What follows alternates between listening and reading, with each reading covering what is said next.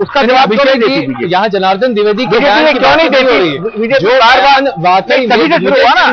एक मिनट, नहीं अभिषेक जी, जो बयान दिग्विजय सिंह ने दिया, देखिए कांग्रेस बयान में कहीं ना कहीं बहुत व्यंग छिपा था, इस बात से तो आप भी इनकार नहीं।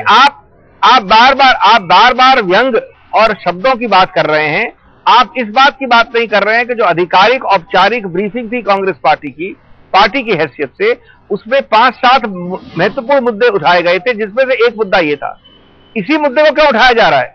बाकी मुद्दों का जवाब क्यों नहीं आ रहा है? बाकी मुद्दों पर डिबेट क्यों नहीं हो रहे हैं? तो अभिषेक जी ये बताइए ना, मैंने तो अभी रविशंकर जी से भी ये सवाल पूछा कि आप और यानी कि कांग्रेस पार्टी और भारतीय जनता पार्टी आज मुद्दे को भ्रष्टाचार से हटाकर शिष्टाचार और शब्दबली पर क्यों लेकर जा रही है? हम नहीं, बिल्कुल हम नहीं। ये बात सच्ची बात यह है कि बार बार इसको लाया जा रहा है बीजेपी द्वारा। हमने उठाया मुद्दा नंबर 1 कि कैसे हुआ कि आरएसएस के कार्डर्स को आदेश दिया गया, बीजेपी की साध्वी रितंबरा और कई लोग वहां पर कैसे पहुंचे पूरे समर्थन के साथ।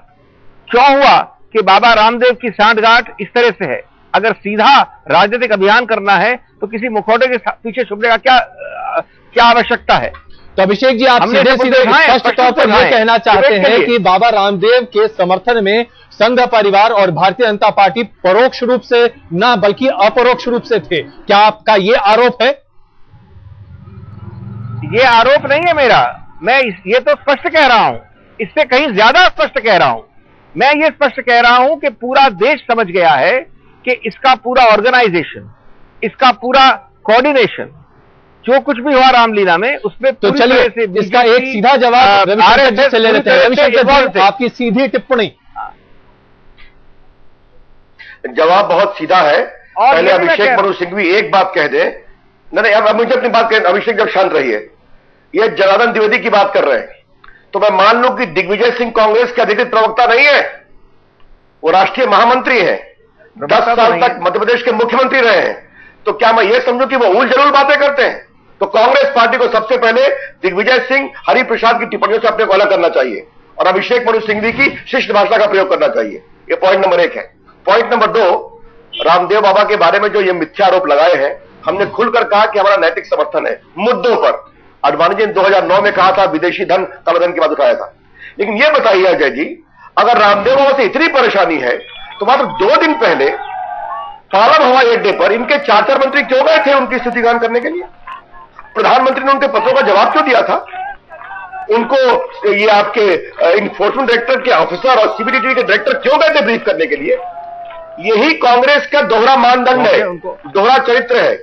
और मैं कहना चाहता हूं कि ये देश इन मुद्दों से बहुत आक्रोशित है। विदेशी काला धन, एक उदाहरण Ajay ji, UN convention against corruption दिसंबर 2005 में आया। भारत सरकार ने हम लोग के दबाव में 1 हफ्ता पहले उसको रेटिफाई किया है। पहले क्यों नहीं किया गया? यह विषय 2008-9 से चल रहा है।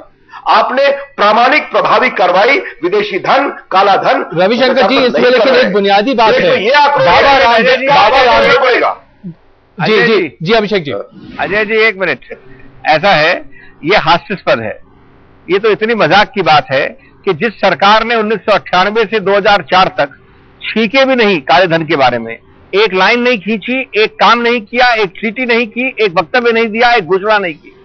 उनके नेता आडवाणी जी जब पावर से बाहर निकलते हैं तो वो भी 2008-9 में जाकर इसकी बात करना शुरू करते हैं।